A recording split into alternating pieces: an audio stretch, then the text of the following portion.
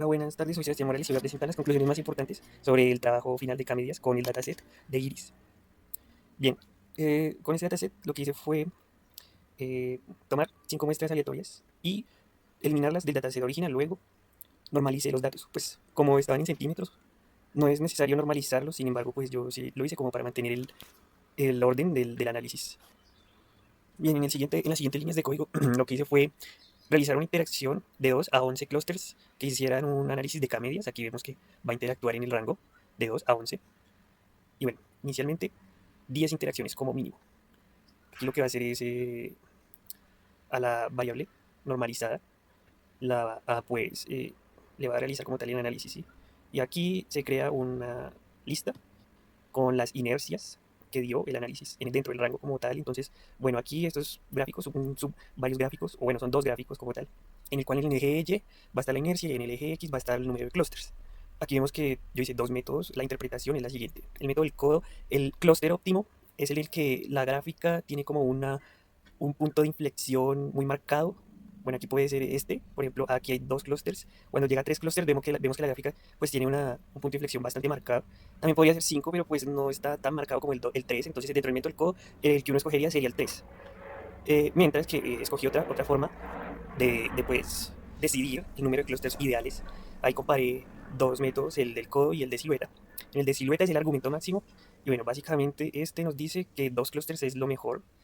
Y bueno, ya lo veremos más adelante porque, bien, aquí en este código como tal lo que hice fue hacer el análisis clúster y pues graficarlo como tal. Con clúster de 3 aquí bueno, hice el gráfico y utilizando el clúster de 2 hice el otro gráfico para el algoritmo de Camellias. Entonces la interpretación como tal es la siguiente. Aquí vemos que con el método del codo, que fue el que nos sugirió que utilizáramos un clúster de tres agrupaciones, vemos que pues se hicieron los tres clústeres ahí marcados de los puntos del análisis de K-medias. Y bueno, aquí está el centroide, está marcado con una X oscurita. Vemos que también el que nos sugirió el método de la silueta con el clúster, o sea, dos agrupaciones, digamos que pues sí, obviamente da una mejor agrupación. Sin embargo, pues no realmente funciona para este caso, puesto que realmente si nos vamos al dataset original, son tres especies de flores como tal. Entonces es muchísimo más apropiado utilizar el clúster de tres como tal. Y bueno, ¿qué podemos realizar después del análisis? Bien, pues con las muestras que yo seleccioné al principio, que fueron 5 muestras, entonces realicé la predicción de en qué grupo pertenecerían estas muestras. Y también, eh, bueno, lo comparé con la muestra real del clúster. Entonces aquí vemos los resultados para la muestra uno. En realidad era la especie versicolor y bueno, el clúster con K igual a 3 nos dio el clúster 2, del grupo 2 digo, el clúster 2 que era el versicolor. Y bueno, aquí tenemos sí, la longitud y el ancho del pétalo. Aquí la muestra 2 también lo hizo bien. Era una cetosa, la especie real, y bueno, la predijo bien como cetosa. Aquí lo mismo, virgínica, y con el clúster también la predijo muy bien. Entonces al final pues quedaron con tres clústeres. Ahí vemos cero, que es el primer clúster, que corresponde a virgínica. El uno corresponde a la especie cetosa y el grupo de clúster 2 pertenece a la versicolor. Aquí digamos, 4 de 5 muestras fueron precisamente bien clasificadas por el algoritmo que hicimos del K-medias. Digamos que la única que se equivocó acá fue una versicolor, era la especie real, pero pues aquí no salió que era virgínica. La versicolor era clúster 2, no el clúster 0. El clúster 0 era la virgínica, sí.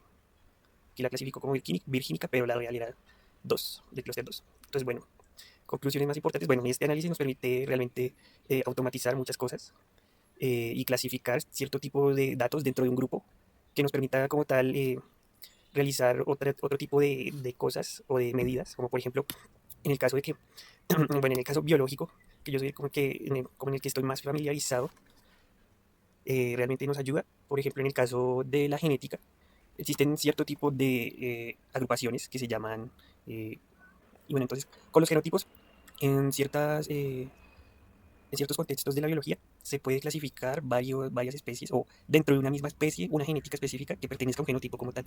Y yo veo que ese algoritmo pues, es muy útil para ese tipo de ejercicios, más que todo porque también la genética se maneja en parte cuantitativa como tal. Así que para eso principalmente serviría. Es un algoritmo muy importante para realizar una clasificación no supervisada y con base a eso tomar otras decisiones, o bueno, hacer otros análisis u otras decisiones dentro de un grupo específico en el cual encajen los clústeres y como tal. Así que pues la conclusión principal es esa. Y nada, pues lo último.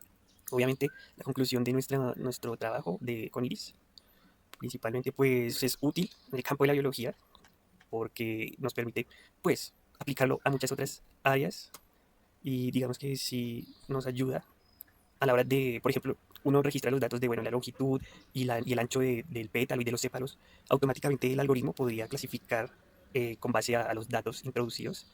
Con base a esos datos clasificaría a esa planta, bueno, a esa flor dentro de una especie específica.